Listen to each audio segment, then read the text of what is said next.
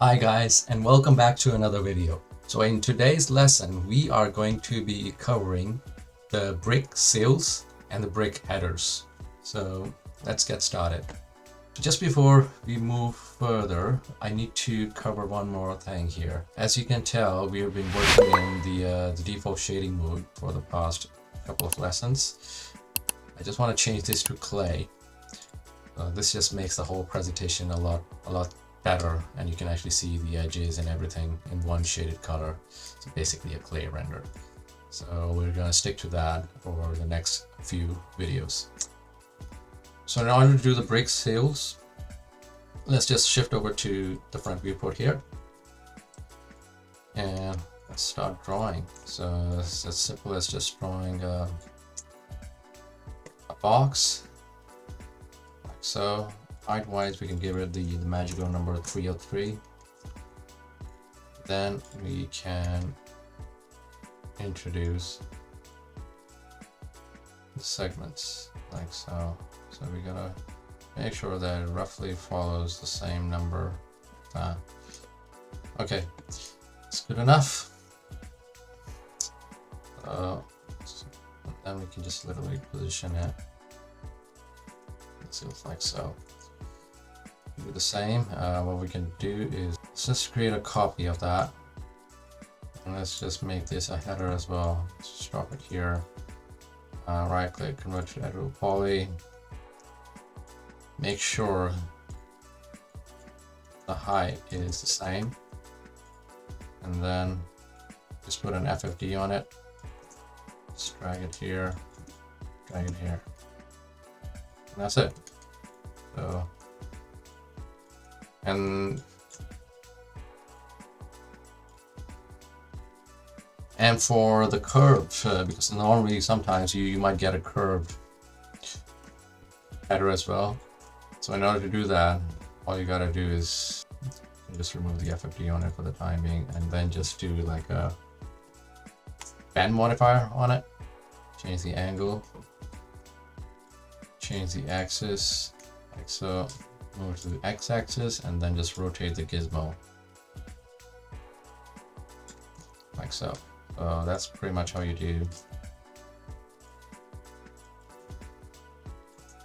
circular header. Okay, let's just keep moving forward. So I'm just gonna quickly speed ahead because all the other bits are pretty much going to be done with a similar method. So